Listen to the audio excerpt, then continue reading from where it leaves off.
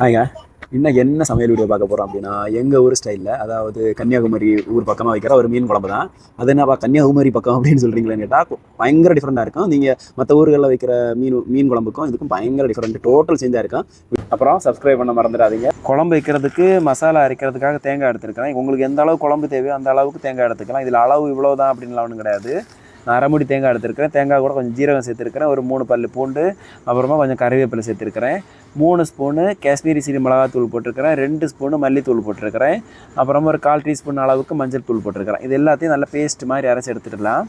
அப்புறமா மீன் எல்லாமே கட் பண்ணி க்ளீன் பண்ணி வச்சுருக்கேன். நான் தலை முள் எல்லாம் சேர்த்து தான் எடுத்துருக்கிறேன். எங்கள் ஊர் ரொம்ப ஃபேமஸ் தலை முள்ளுக்கும். அப்புறமா நம்ம அரைச்சிட்டு வந்தால் அந்த பேஸ்ட்டை வந்து இதில் சேர்த்துக்கலாம். அந்த தேங்காய் மசாலா அரைச்சிட்டு வந்த பேஸ்ட்டு நல்ல மை மாதிரி அரைக்கணும். அப்போ தான் குழம்பு சூப்பராக இருக்கும்.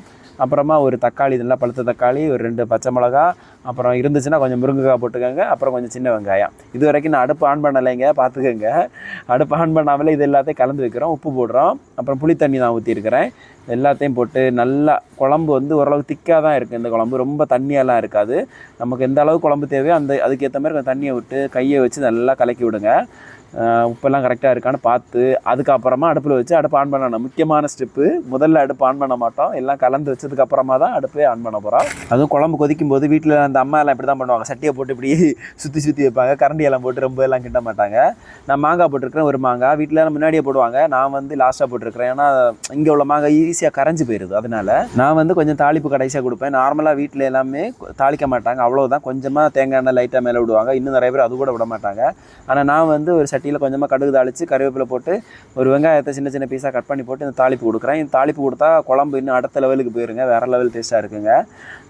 எங்கள் ஊர் பக்கமும் அதிகமாக இந்த மாதிரி தான். இப்போ வரைக்கும் இப்படி தான் மீன் குழம்பு வைப்பாங்க. இந்த மாதிரி இவ்வளவு தேங்காய் அரைச்சி குழம்பு கூட்டி வைப்பாங்க. எல்லாமே கலந்து அதுக்கப்புறமா தான் அடுப்பு ஆன் பண்ணி குழம்பு கொதிக்க வைப்பாங்க.